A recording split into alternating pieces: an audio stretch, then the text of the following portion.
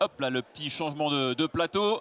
Avec, vous le savez, les IS, c'est le tournoi éco-responsable par excellence. Alors Denis Negen, le patron du tournoi, le dit souvent, on fait du mieux possible, mais il y a une empreinte carbone qui n'est malheureusement pas compressible. Donc qu'est-ce qu'on fait dans ces cas-là? Eh bien, on va planter des arbres pour arriver à ce qu'on appelle la neutralité carbone.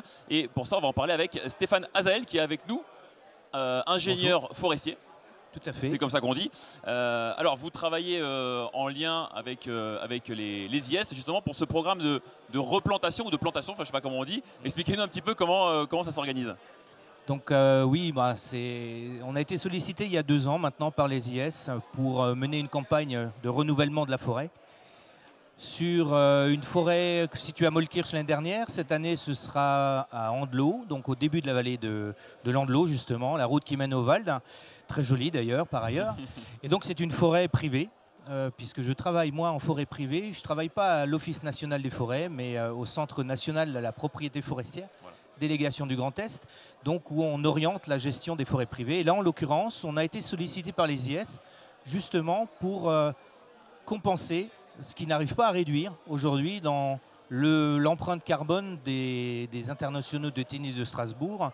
Et donc on s'est associé à cet événement pour justement proposer un certain tonnage de carbone dans la forêt d'Andelot pour les IS 2022, puisqu'on a 1 an de décalage par rapport aux événements. Et ça représente combien d'arbres à planter alors pour arriver à cette neutralité Alors là, on replantera sur 2 hectares. Donc ça signifie peut-être pas grand-chose, 2 hectares pour les auditeurs ou les téléspectateurs. C'est 77 courts de tennis en configuration double. Donc vous voyez, on dirait que c'est pas grand-chose 2 hectares, mais finalement c'est pas mal. Donc là, en nombre d'arbres, on plante à peu près 1400 à 1600 arbres à l'hectare. Donc vous faites le calcul, on sera entre 3500 et 4000 arbres de plantés. On a quelques photos d'ailleurs, hein, je crois que vous avez envoyé quelques images, on va pouvoir voir. Donc forêt de Mollkirch et d'Andelot, est-ce qu'on est sur les mêmes caractéristiques parce qu'on n'est pas tout à fait au même endroit quand même, malgré tout. Oui, Mollkirch, c'est Vallée de la Bruche. Oui. Andelot, c'est vraiment le début de la vallée d'Andelot. On n'est pas sur les mêmes forêts, on n'est pas sur les mêmes propriétaires, hein, donc avec des attitudes, des comportements, des objectifs différents. Sur Mollkirch, nous avions des dépérissements d'épicéas suite aux différents coups de chaleur qu'on a eus les 4-5 dernières années. Et là, on est plutôt sur des dépérissements de sapins pectinés, donc le sapin des Vosges, hein, le fameux, bien connu.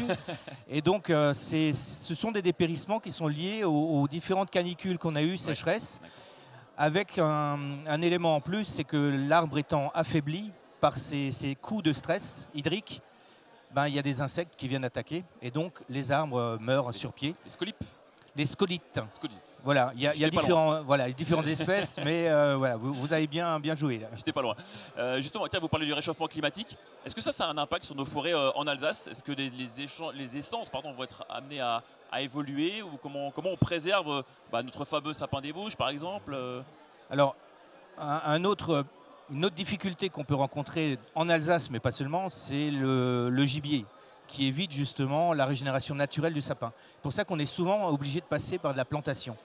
Et là, en l'occurrence sur Andelot, après un diagnostic de sol, savoir ce qu'on va planter, à quel endroit, en fonction de l'exposition, en fonction du bilan hydrique justement de la forêt, eh bien, on a choisi de planter des essences qu'on connaît chez nous, mais qui ne sont pas locales au niveau Andelot. Hein, on a choisi du pin sylvestre, du pin laricio de Corse, du Douglas et du mélèze. Donc on fait évoluer quand même un petit peu cette forêt, voilà, mais tout en essayant de garder un petit peu la caractéristique d'origine. Le sapin, puisqu'il faut tout protéger contre la dent du gibier, il y aura une clôture qui sera installée, et entre ces plantations d'espèces que je vous ai citées, la régénération naturelle va s'installer parce qu'elle est protégée de la dent du gibier, et le sapin, le hêtre vont s'installer. Voilà, il faut garder nos arbres du cru d'origine, du cru alsacien. Merci beaucoup d'être passé nous voir pour nous expliquer un petit peu tout ça. On va suivre ça avec attention dans les prochaines années. Alors on espère que ce réchauffement climatique ne va pas causer trop de dégâts. Espérons. Mais bon, espérons. Merci beaucoup en tout cas d'être passé nous voir.